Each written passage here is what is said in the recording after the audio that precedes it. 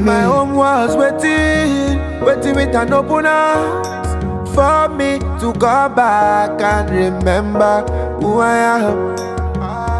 But my home was waiting with an open arms for me to go back and you're right about all you've said, but let's go back to us as Africans, and there would be some people that would say, oh gosh, they've come again with this continuous talk about not having the West have dominated us, and they're here to talk about colonization and much more. That's what some people would say. For us as a people, where does ownership has to start? I think because and if I may add on top of that, it's this fact that if we're talking about digitalization, unlike any other development, why aren't we doing ours? Why aren't we creating ours? Why aren't we having ownership? Why isn't it taking place with us, by us, for us? I think again we should not be distracted by new ideas, by all this newness and all these things. We should go back to what are our needs, what are our interests, what are the things that we really want to pursue, and then we can use what's around us that aligns with our interests and our goals and our traditions and whatever path we want to go along. We should use whatever technologies, whatever mediums, whatever aligns with what we are today to go towards that. So this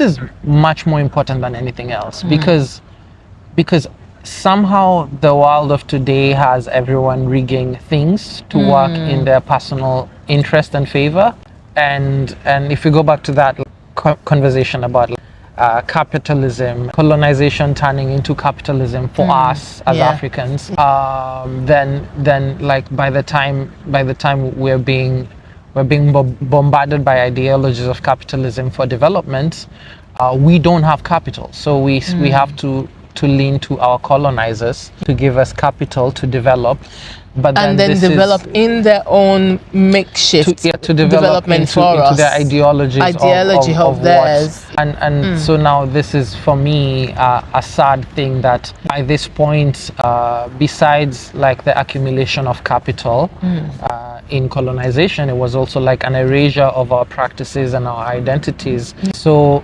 by the time they're telling us this is a cool thing to do, to be developed, I know, we don't remember who we are or who we were, so we don't have something to compare or to fight against. So we choose development because we're convinced it's a better thing, it's a right thing, it's and a right thing. To a large extent as well. And I agree, because I know that if there wasn't a time that we were colonized and there wasn't time of slavery, we would have evolved just how we should. And it might not be anything like this, whereby we're having to rig the earth, take from the sea, dredging, and everyone wanting to live in flats, and everyone wanting to work in a white-collar job. I believe that there would have been a way we evolved to fit our ownness, because after all, we were existing long. Well, we were a people, we had ancestors, we had a tribe, we had a way of life. We had food, we had practices, we had drinks, we had medicine. We were adequately provided for in our own world before the hill wind then blew. What's so great about like a white collar job? It's been marketed as a beautiful thing. It's been marketed as the only way. Like, why? Who wants to work 8 hours a day? And you're so right. 6 days a week.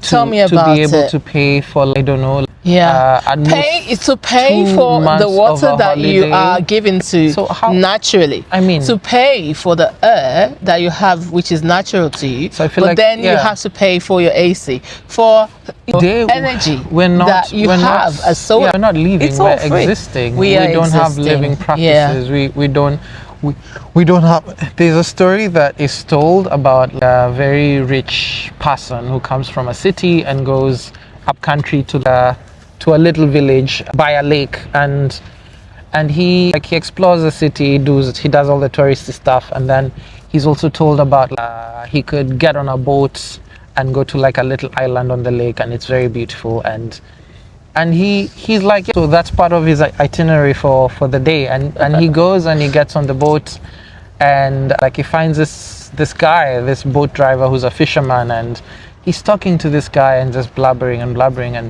like this guy responds, and he's surprised by the eloquence of the fisherman, by the eloquence of this guy who's driving a boat to an island. He's over impressed by how brilliant this person is, and like he's so impressed that he tells this person, "You're so bright, I should take you to the city. You're so brilliant. If you want, I can connect you to the city. I can help you get a great job, and you can come to the city with me. You can make good money, and you can be able to afford, like to take your kids to school, to do great things, and to like you can be able to afford a holiday like me." And like so he pitches himself, and then the lesson is coming. Exactly. So this story ends with this guy wondering why do I want that? Because I'm living my life. I love my life right now because I wake up early in the morning, maybe like at 4, I go put my nets or pick up my nets, bring fish home, and then I take a nap in the morning, and then I wake up for breakfast, and then I hang out with my kids, and then I take a siesta all afternoon, and once in a while in the evening, that is some life being described there. I might meet like a tourist from the city who I'll give like him, that. Why do I need your money from the city to be able to afford the thing that I'm already living, and that you're paying to take time to come and enjoy as well? Also, why do you need money? Yes. So again, and I know that this is not as simple as I put it, but I don't think we were ever poor as Africans. We were never poor. We may have been poor in the currency of the colonizer. Yes, I like that. We may have been poor in the currency of the colonizer, but we were resourceful. We had every resource that we needed to live a good life, to enjoy ourselves, to live in community, to the hack for me, the very clever but dominative and sad hack that the colonizer used is he switched power, and he told us that his currency was a currency, and somehow he managed to convince us to believe that. And even talking about currency, you know that even back then, and I want to say 2 things actually. The first is that was a call to someone out there. If you're stuck in a job or stuck in a country or stuck anywhere, and you just want the simple things of life, that's it being described to you. You are not rigid. You can move, and you can go start small. You can live in a way that you can find peace and you can find happiness, and it is not always about riches. Because many people in the city, wherever it is, in the diaspora and much more, you're dying every day by the courts, as they say, isn't it? 1,000 times by the courts. And you know that it's the lifestyle, it's the business, it's the bills and all of that. But a simple life you can achieve, and it doesn't always have to be about money.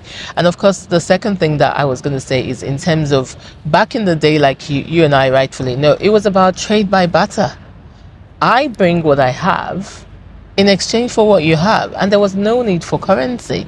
And that seemed to have been a way of life where it worked for us, and that was locally made for us, by us. We came to that decision, and it worked for us.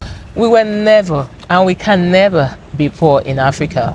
Let's get that right. We're never poor, we aren't poor, and we shall never be poor. The person who determines what's valuable or what value is, if they are inconsiderate of humanity, or if they are dominating, then they can decide that only the thing that they have is valuable. But I would even say that I would almost not want it to be that the power is in the hands of anyone or anywhere.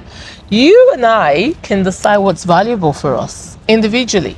Because if I don't participate in that economy, or in that system. And just like that guy you described, he has chosen to say, I know what value means to me, and it is to be in this good weather, be with his enjoy my family, have a lot of time on my hands, and not be wearing a straight jacket or anything.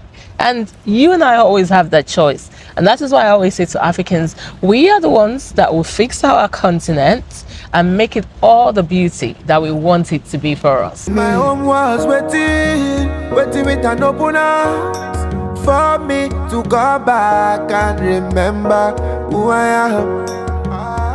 But my home was waiting with an open arms for me to go back and remember.